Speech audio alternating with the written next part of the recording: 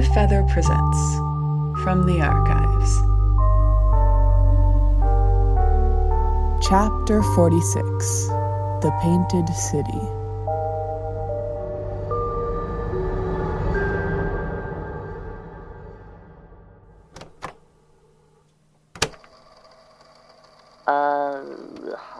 So I just talk into here?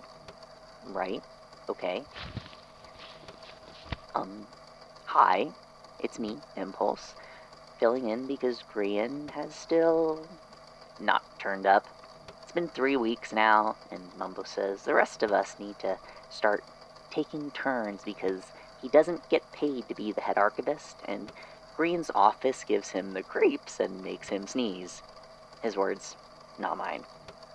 So, next one on the stack is this one. Statement of Iskal 85 regarding a model city. Statement originally given November 19th, 2013. Statement begins. Okay, so this happened about a year ago in Sweden. My job is something like a large-scale interior designer. I get hired to come into malls or office buildings and make them look not terrible inside. Sometimes they're short contracts, sometimes they're longer ones. This was one of the longer ones. My company had been working at this shopping center that was being renovated for a few months. All of the major construction was finished, so the next step was where I came in.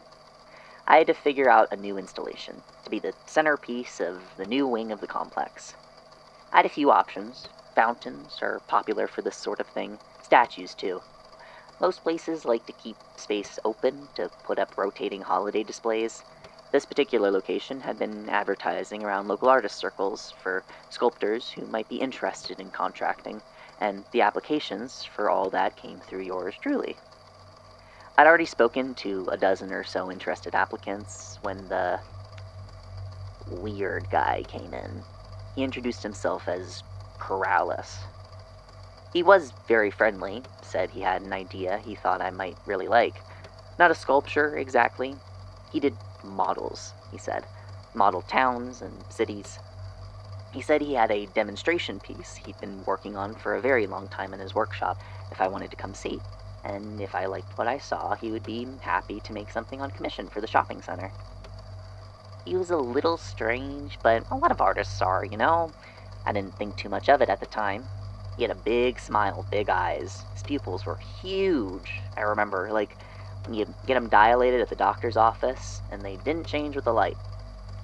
But I guess his enthusiasm was kind of contagious.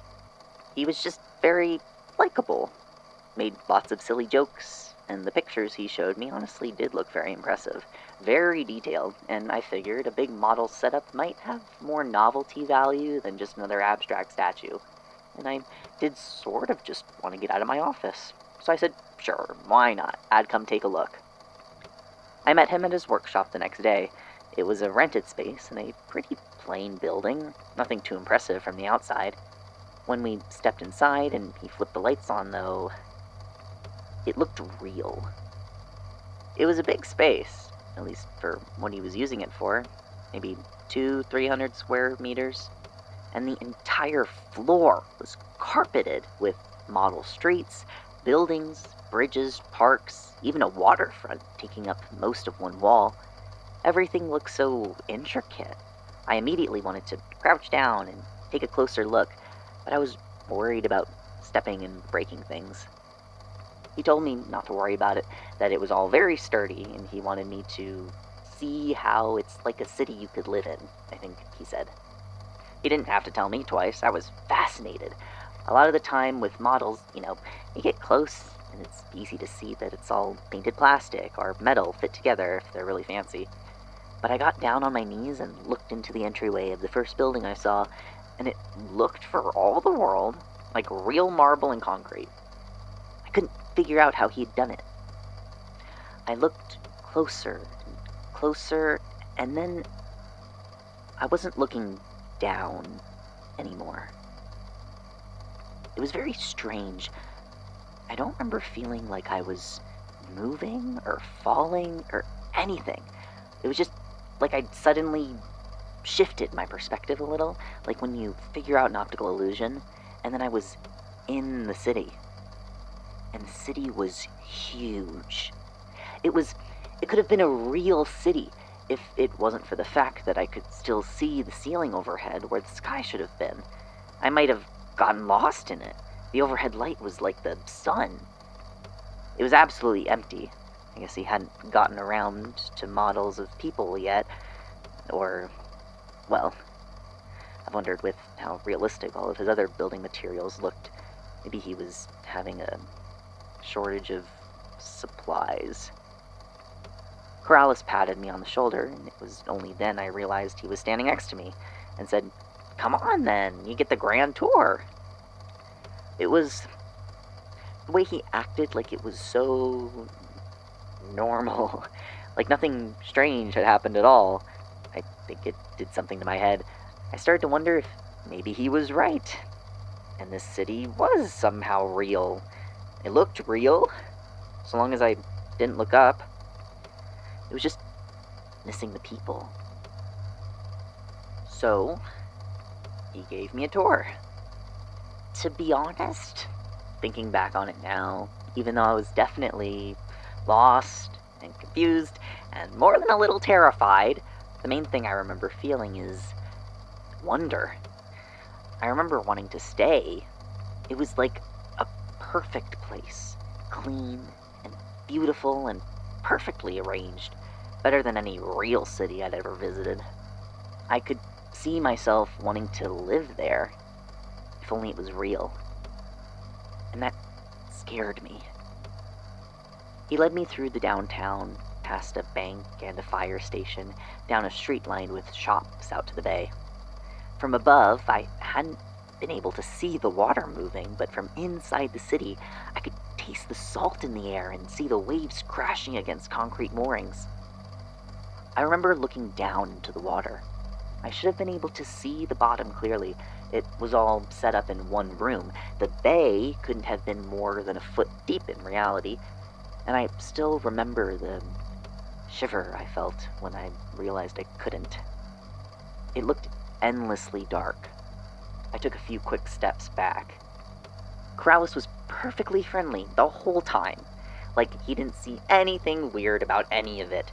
He just seemed honestly excited to show it all off to me.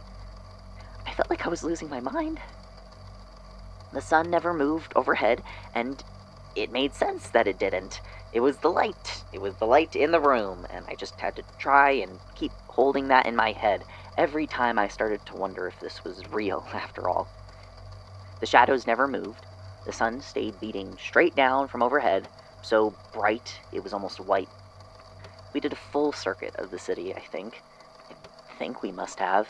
Felt long enough for that. Corrales wasn't in any rush. He showed me inside buildings, took us down side streets.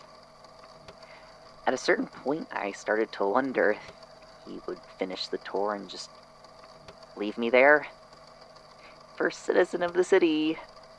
That was almost how it felt, like I was being shown a house I was going to live in. That didn't happen. I mean, obviously. I'm here talking to you.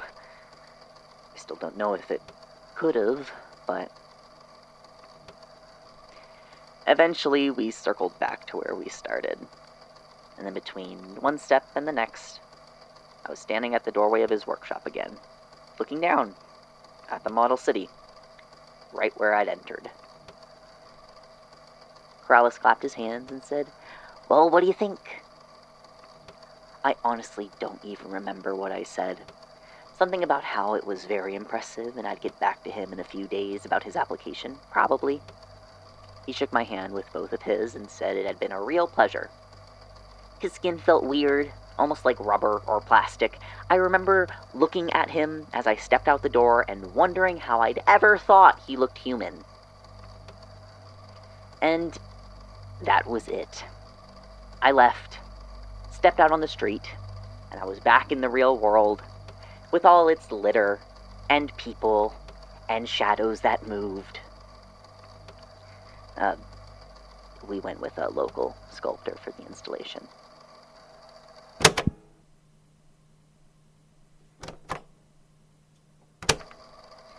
Find anything? Well, he's definitely real. Most active in Sweden and Poland, which tracks with the statement.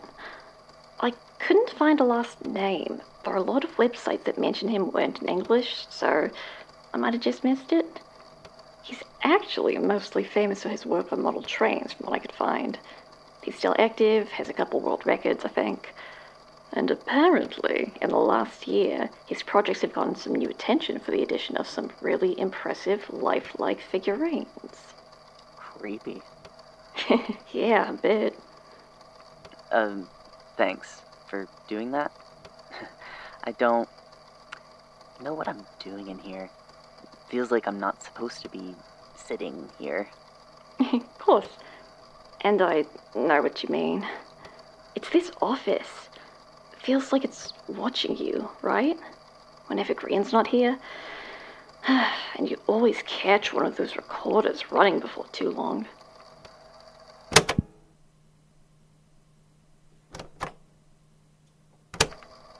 Let's see. How's that? Ooh, balance still a bit off. We can fix that. Let's... Are you doing weird stuff back there again? Mind your own business, Jevin.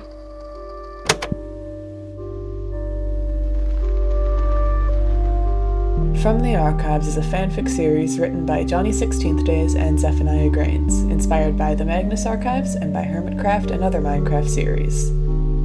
This chapter was performed by Grian as Impulse, Nixie Hewlitt as Pearl, Catsafari as Cleo, and Noctude as Jevin. Editing for this episode was done by Butterscotch Bread and Maxie. Music was composed by Noctude. Thanks for listening.